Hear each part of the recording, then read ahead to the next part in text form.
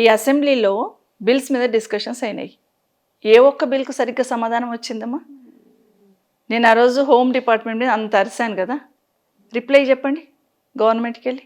మేము గతంలో ఉన్నప్పుడు ఒక్క ఇన్సిడెంట్ జరిగితే ఆ ఇన్సిడెంట్ని పట్టుకొని అసెంబ్లీని రోజంతా స్టాల్ చేసేవాళ్ళు.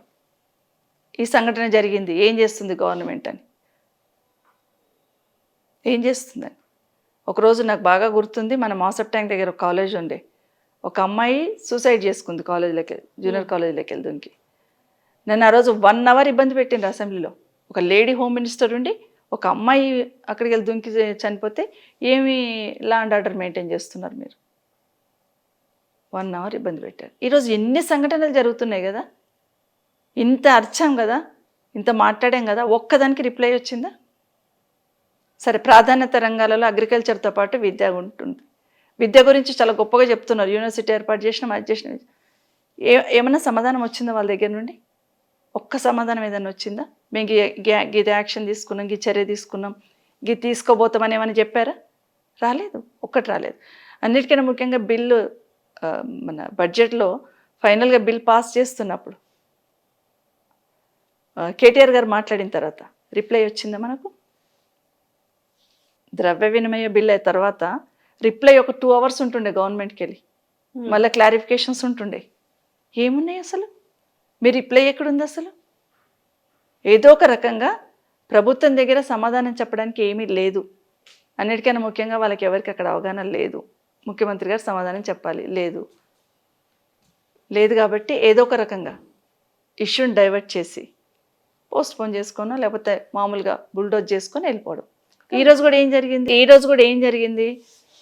జాబ్ క్యాలెండర్ అని పెట్టారు. అవును, జాబ్ క్యాలెండర్ అని పెడితే ఏమడిగాము? జాబ్ క్యాలెండర్ మీరు స్టేట్మెంట్ ఇచ్చారు కదా, మాకు ఒక్క నిమిషం మాట్లాడే టైం ఇవ్వండి అన్నారు. ఇవ్వమంటారు. అరే, ఇంత ముఖ్యమైంది కదా, 2 లక్షల ఉద్యోగాలు మీరు ఒక సంవత్సరంలో ఇస్తామన్నారు కదా, ఇప్పటికి 8 ఏళ్ళు అయిపోయింది, మాకు ఒక్క నిమిషం టైం ఇవ్వండి అని కేటీఆర్ గారు ఒక 100 సార్లు అడిగారు. ఒక్క నిమిషం టైం ఇవ్వండి, ఒక్క నిమిషమే, ఒకటే నిమిషం ఇవ్వండి, మాకు క్లారిటీ ఇవ్వండి అని. ఇవ్వలేదే. ఇవ్వకుండా నాగేందర్ గారికి ఇచ్చేసిండ్రు. అక్కడ ఏమైపోయింది? వీళ్ళు అడుగుతూనే ఉన్నారు పోడియం దగ్గర పోయి, ఇవ్వండి, ఒక్క నిమిషం ఇవ్వండి, ఒక్క నిమిషం. ఏడున్నాయి 2 లక్షల జాబ్ క్యాలెండర్, 2 లక్షల ఉద్యోగాలు ఏమున్నాయి ఎవరిని మోసం చేయడానికి? నిజంగానేమ్మా ఒక స్టేట్మెంట్ ఇస్తున్నప్పుడు మేము గతంలో కూడా చూసినాము, ఈరోజు రూల్స్ చెప్తున్నారు. నువ్వు గవర్నమెంట్లో ప్రభుత్వంలో చిత్తశుద్ధి ఉంటే, అమలు చేయడానికి చిత్తశుద్ధి ఉంటే నువ్వు రూల్స్ పక్కన పెట్టి డిస్కస్ చేస్తావు. అన్ని రూల్ ప్రకారమే మాట్లాడుతున్నామాడ. నిజంగా మీరు చెప్పాలని ఉంటే, నిజంగా మీకు చిత్తశుద్ధి ఉంటే, నిజంగా ఎవరిని మోసం చేస్తలేమనుకుంటే, మీ దగ్గర సమాధానం ఉంటే ధైర్యంగా చెప్పంటారు. ఓకే డన్, ఇవ్వండి, ఒక్కొక్క నిమిషం మాట్లాడతామంటారు. ఎందుకు వెళ్ళిపోవాలి? ఇమీడియట్గా స్టేట్మెంట్ ఇచ్చి వెళ్ళిపోయారు బట్టి గారు. Not at all. నువ్వు ఎట్లా మాట్లాడుతావు, నీది ఏ పార్టీకి వెళ్ళి మాట్లాడుతున్నావు సమాధానం చెప్పు. నువ్వు మాట్లాడాలంటే నీ సీటు దగ్గర పోయి మాట్లాడు. ఇక్కడ మా వాళ్ళు అడిగింది ఏంటంటే, సార్ ఆయనకి ఎట్లా ఇస్తారు, మాకు ఇవ్వాలి కదా ఫస్ట్ మాట్లాడడానికి, ప్రతిపక్షంలో ఉన్న వాళ్ళకి ఇవ్వాలి కదా. ఆయన ఏ పార్టీకి వెళ్ళి ఇచ్చున్నారు? ఒకవేళ ఇచ్చుంటే ఆయన పార్టీకి వెళ్ళి ఇచ్చుంటే ఆయన పార్టీ ఆయన సీటుకి వెళ్ళి మాట్లాడమనండి. ఆయనకి ఎక్కడ సీట్ అలాట్ చేసిండో అక్కడికి వెళ్ళి మాట్లాడమనండి. నువ్వు పోయి అక్కడ నీ సీట్ కాడ కూర్చొని మాట్లాడు, నీ సీట్ కాడ ఇలా మాట్లాడని వీళ్ళకి అంత గట్టిగా వచ్చారు. దాన్ని టెంప్ట్ అయిపోయి ఆ లాంగ్వేజ్ ఉపయోగించారు. వాళ్ళు గట్టిగా అరుస్తూ ఉంటే ముఖ్యమంత్రి గారు అందరు ఎమ్మెల్యేలను పంపించండి ఆయనకు ప్రొటెక్షన్గా, వెళ్ళి పక్కన నిల్చోండి అని. ఇది నడుస్తుంది అసెంబ్లీలో.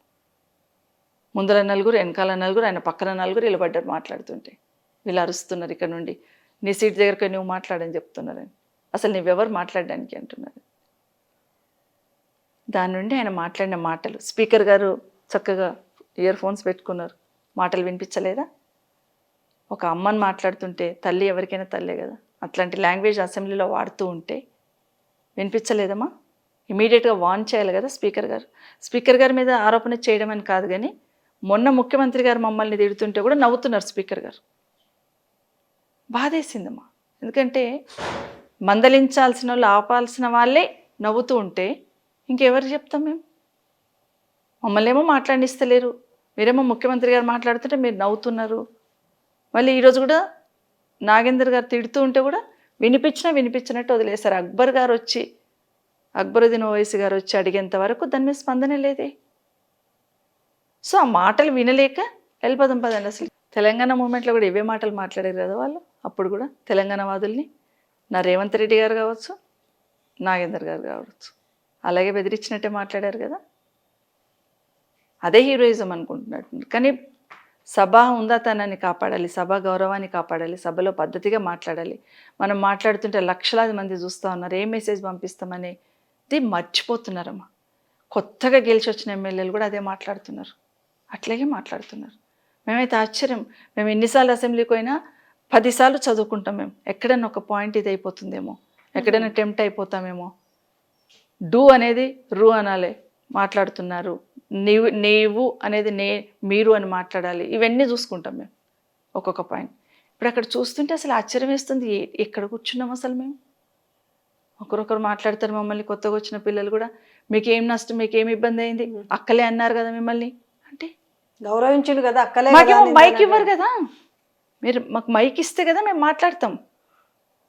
అమ్మ నేనేమంటాను, ఈరోజు రేవంత్ రెడ్డి గారు మాట్లాడింది, బట్టి గారు మాట్లాడింది వాళ్ళ విజ్ఞతకే వదిలేస్తాను. రాష్ట్రంలో ప్రజలు అన్నీ చూశారు. ఆడబిడ్డలను గౌరవించే తరిక ఇదేనా?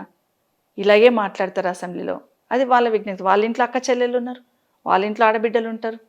అలాగే గౌరవిస్తామా మీ వాళ్ళని? అలాగే మాట్లాడతామా? పోనీ గమ్మునున్నారా ముఖ్యమంత్రి గారు? మళ్ళీ చిట్ చాట్లో మోసానికి ప్రత్యామ్నాయం సబితక్క అంట అనొచ్చా? ఏం మోసం చేసే? నెక్స్ట్ డే వచ్చి నడి బజార్లో పెట్టింది నన్ను అంటాడు. నడి బజార్లో పెట్టానా? ఒక కుటుంబంలోకి చేర్చాను నేను, ఒక పెద్ద కుటుంబంకి. ఈరోజు ఆ కుటుంబానికి పెద్ద అయిపోయినాను. ఈరోజు ఏడ కూర్చున్నావు? రాజభవనంలో కూర్చున్నావు, నడి బజార్లో కూర్చున్నావా? ఇవి మాటలు. ఇప్పుడు నీది నాది మాట్లాడుకోవడం కాదు, నువ్వు నేను వ్యక్తిగతంగా విమర్శ చేసుకోవడం కాదు. అసెంబ్లీలో చర్చించే సమస్యలు చాలా ఉన్నాయి.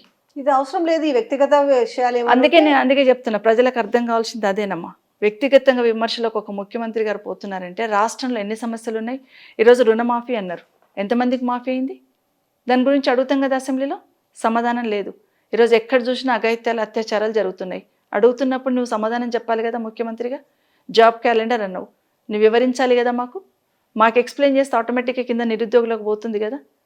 మేం కాదు కదా ఉద్యోగాలు చేసేది, మేము అడుగుతుంది వాళ్ళ తరఫున కదా.